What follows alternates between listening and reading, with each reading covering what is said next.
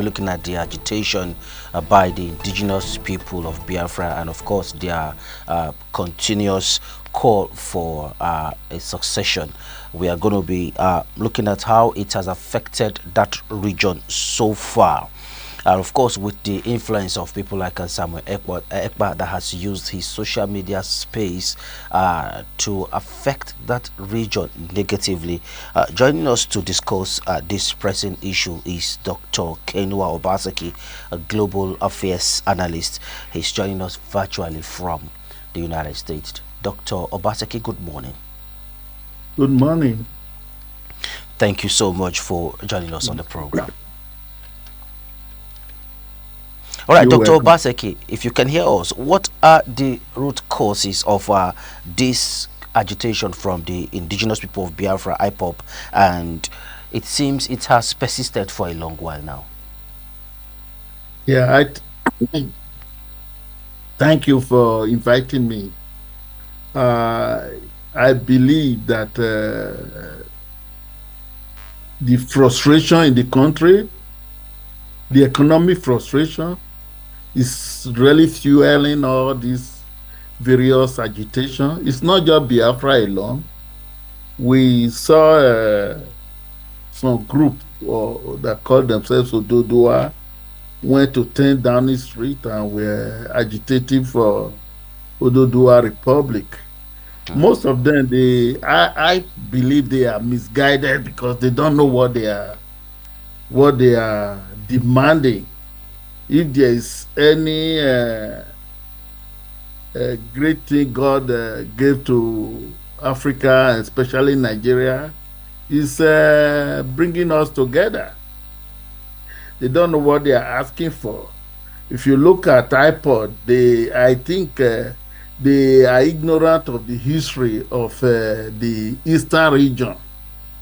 You see, the same thing with the Western region too. Those who are agitating for Ododua, especially the IPOB.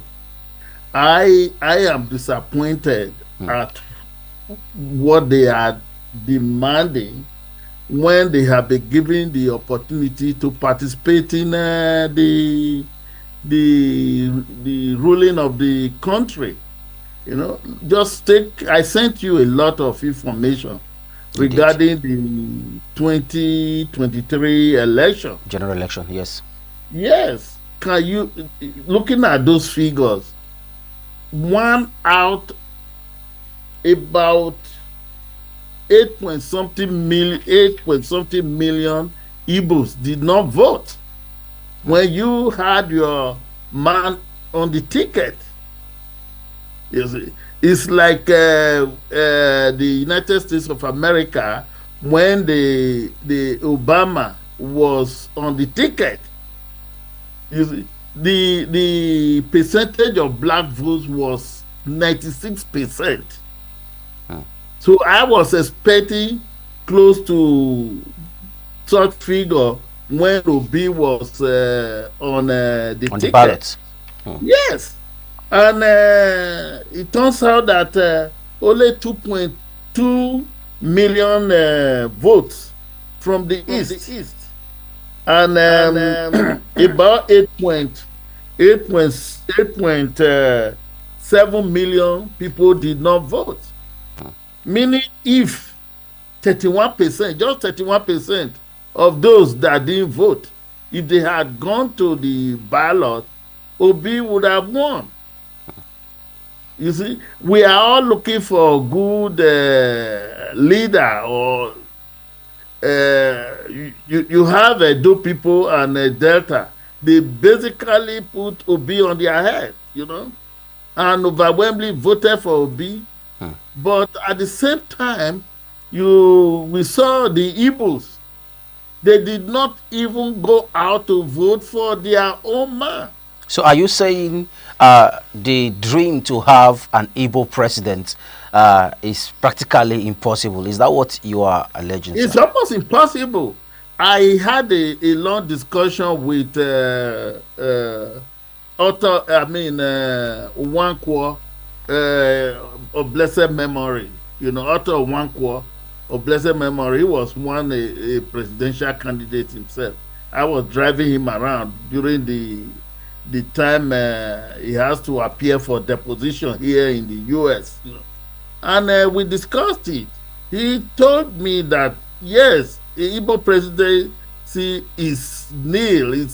It's impossible, and now I'm not beginning to believe it. I thought Obasanjo endorsed Obi. We saw at the beginning Kweremadu, that is languishing in jail, was telling the Igbos not to vote for Obi, and so many other self-appointed leaders.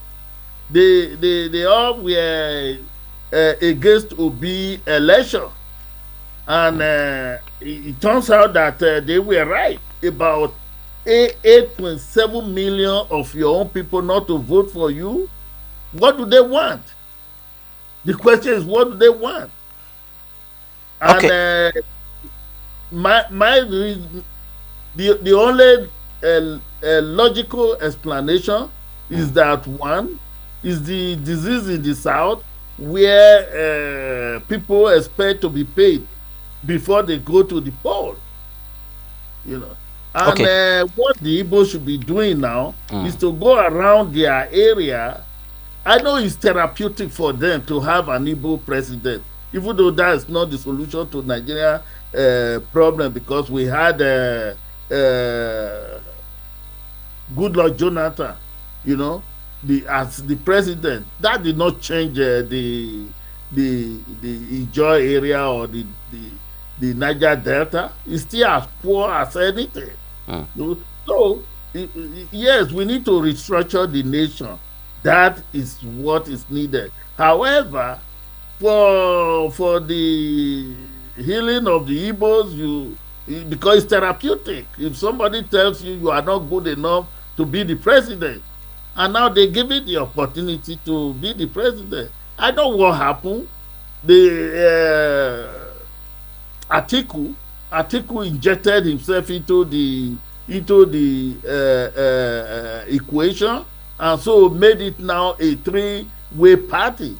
I thought we had solved that problem.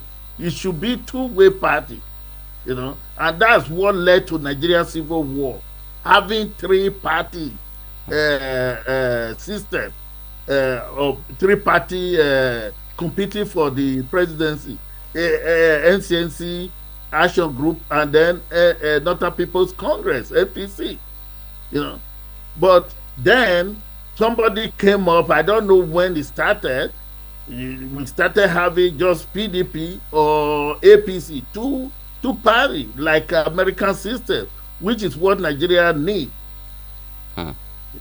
But then they went to three-party, what led to the civil war. That's Okay. what led to the civil war.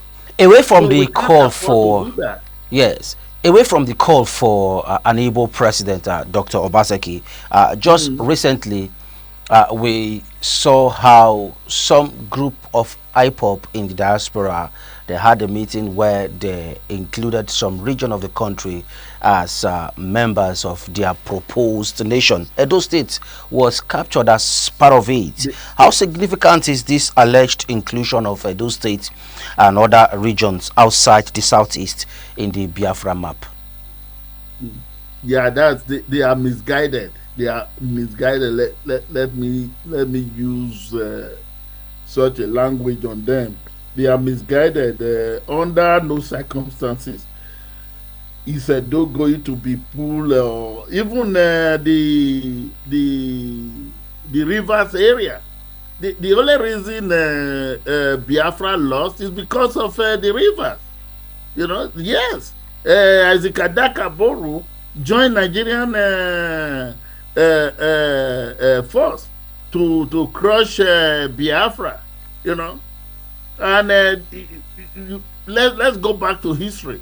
Even when we were agitating for Midwest, the rivers, they were also agitating for a region of their own, but nobody to table their complaints. And then as a result, Zikadaka Borough and many of the youth, they decided that they wanted to cut away from Nigeria. Let's remember that they wanted to cut away from Nigeria. Thank God that then they were arrested for treason. Yeah, they were arrested for treason. Why did they want to leave? Because of the marginalization by the Igbos.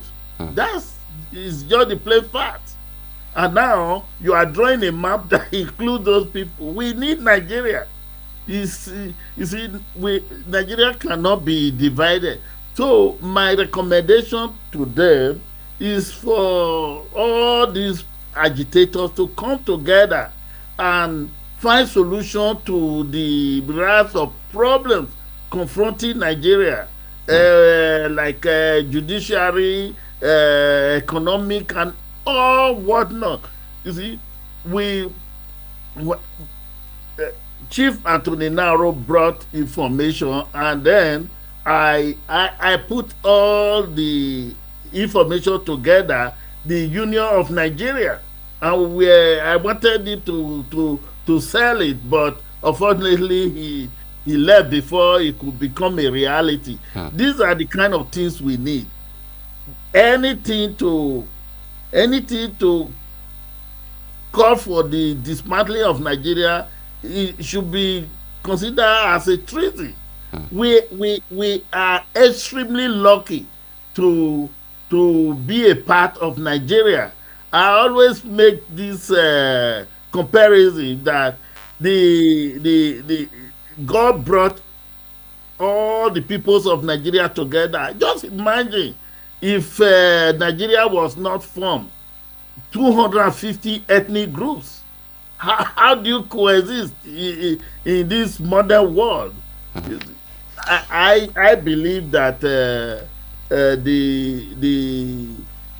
people who are agitating now, Ododuwa and IPOB, Arewa, we should all come together and come up with a structure that will benefit all of us.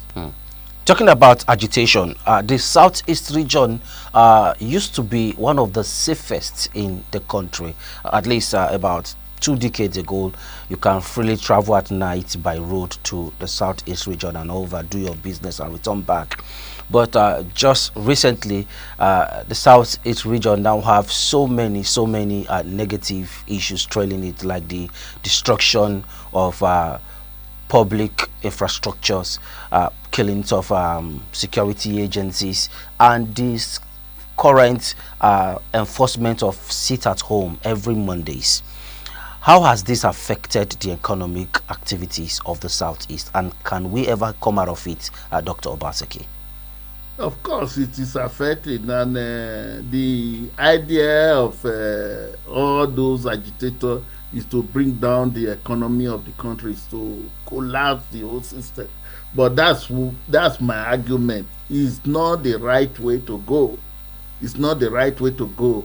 You need to get all the people agitating together. They themselves, it's like when the democracy, June 12th came. You see, both Igbos, Yoruba, and everybody, they came together, and then they fought the annulment, and that's the way to go. But just calling for the dismantling of the nation and coming up with all kinds of map, like they said Igwebe, I mean Igodomigodo Godomigodo. region. That's sickening, But I didn't want to step into that. But it is the disruption all this agitation is causing that is worrisome. It's very worrisome. Now, in Nnamdi Kanu's continuous detention, uh, do you think it has played a negative role in influencing the arrest in the southeast? But let's look at it. That's treason. That's treason.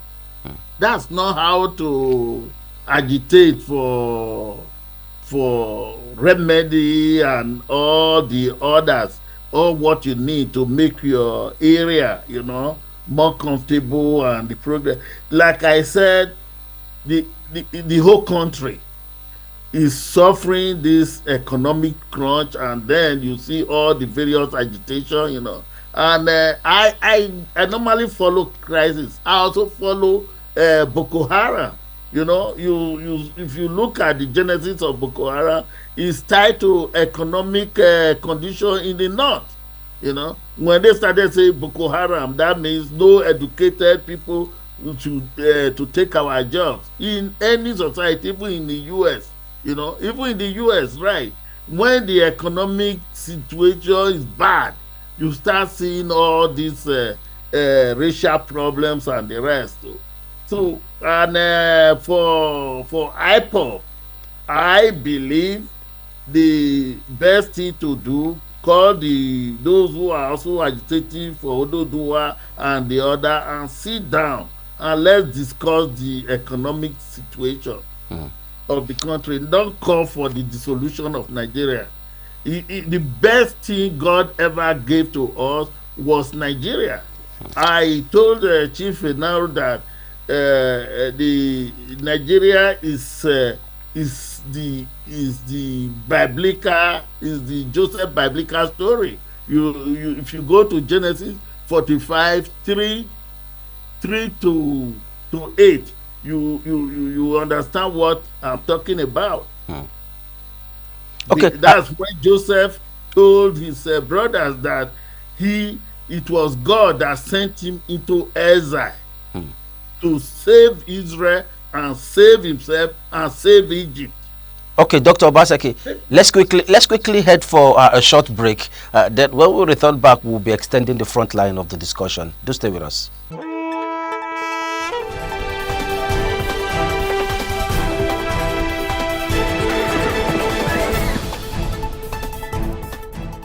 All right, welcome back from that break. If you're just joining us, it's still this morning on ITV from our Lagos studio. We are looking at the agitation for secession by the indigenous people of Biafra, and of course, we are looking at how the continuous tension in that region is affecting it, including the inclusion of states like Edo State and other regions on the map of the purported Biafra state. And of course, we should not forget in a hurry how government infrastructures, security agencies have been attacked, and the continuous Monday sit at home has affected the economic activities of that region. The prolonged detention of Nnamdi Kanu is a point of call, a major point of call on the show. We still have with us Dr. Kenua Obaseki, who is a global affairs analyst, still with us from the United States. Thank you so much, Dr. Kenua Obaseki. Thank you. Thank you. All right, quickly now, some leaders in the southeastern region, they have actually called for the release of Nnamdi Kanu, while some human rights activists are saying that his continued detention is a violation of his human rights. Do you agree with that? I agree with that. He should not be detained. He should be tried right away. You have no right to. It's a violation of human rights. Detaining people without trial. You must try. You must go right away into trial, and if he's free, to be. If he's found guilty, then he should go and serve the sentence. But what their agitation to me is treason. It's treason. You are undermining. That is not the way to agitate for whatever you want, for remedy and the rest. So, if they should go and read the history of of how Nigeria was formed. In fact, Zik was the one who proposed, who actually opposed dividing Nigeria into three: northern region, and then the east becoming a state of its own, and then the western region becoming a state of its own. So it's the people who are agitating, they need Nigeria more than even Nigeria needs them. Because bringing us together, that is the best gift God ever gave us. Just imagine, can you visualize 1800 an Igbo man crossing a Benin Kingdom to go to Lagos? It was impossible. Now we can live wherever we like in the country. But all that is needed is to address all what is wrong, the economic situation, the governance, the judiciary, the legislator, and all the government come up with a good structure. And that's what this was all about. Chief Inaru of blessed memory. I spent 2 weeks to put this thing together, you know. But fortunately, he couldn't sell it before he went back to his maker. Well, I think the book can still see the light of the day. You can still go ahead and publish it if you want. I think it would be a bad idea for younger generations to have a feel of what you have penned down. But away from that, Yes. let's look at the role of Simon Ekpa. How significant is Simon Ekpa's influence on Biafra agitation through social media platform? He's been using his social media platforms for a while now. For some people, they felt he's Yes. using it to Where fuel the agitation in the southeast region from Finland. from Finland, right? I think Finland is doing us a disservice. He should not be fueling destabilization of Nigeria from Finland.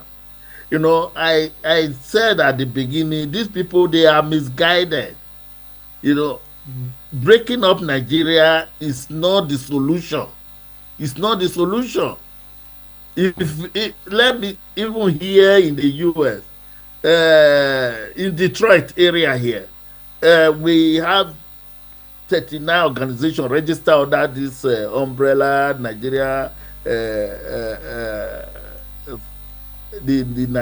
Nigeria organization. Many do not want to even be a part of it. But out of that 39, you have 26 are from of Igbo descent. Him be say, Onicholu, Oweri, this and that. They are not united. They are not even united. So, for him to be calling for Biafra, if once you have Biafra, you think that is going to bring unity, go back to history. Go and read Arrow Confederacy. What happened? Between 1650 and 1850, the number of slaves they sold in that whole region was almost 1.9 million. 1.9 million. That was, they were fighting each other. They were fighting each other. It was this creation of Nigeria that brought everybody together. The same thing with the Yorubas. I send them to you. I send you those information. You I'm did. not making those numbers up. They are there. Now, talking about unity, some younger ones from the southeast region, they are saying their leaders have not actually represented their interest at the national level. Hence, they call for this agitation by the IPOB. Do you think that is good in the right direction? It's the wrong direction. It's the wrong direction. There's another activist that I follow, this Fatomi, he is saying that this Nigeria will not work because it seems we are just going down, down, down, and down and down. Now with President Tinubu coming to power, it makes Jonathan and Buhari look like saints. When we know that the economic disaster during those the time during their time, because things were bad, and it's only just getting worse and worse. And guess what? Once Tinubu is gone, it's still going to be worse until we come together and redesign Nigeria. I will talk about redesign. You redesign Nigeria, economy, agriculture, whatever. We have solutions, and people have solutions Okay. to the problems of Nigeria, All right, but quickly. we are not We are going the wrong way. Okay, maybe we'd like to have time and look at the redesigning and restructuring from your last statement. But however, what actionable steps can the federal government take to address the underlying grievances of the Southeast without compromising Nigeria's unity? Just help us manage this in 40 seconds. Uh, if they would like to come to the table and then they lay down their grievances, then maybe see if they are addressable or not. Okay. That would be the best thing to do at this time, but they are misguided. Okay. All right. Thank you very much, Dr. Obaseki. I'm afraid we've actually exhausted our time. We'll definitely want to have you back. It's always a delight to have you on TMI. Thank you. All right. We'll be going to Abuja quickly, but let's just give you our party shot before we link up with Charity Tanko in Abuja. The end of the year reminds us to appreciate the journey, not just the destination. We'll be joining Charity Tanko now in Abuja.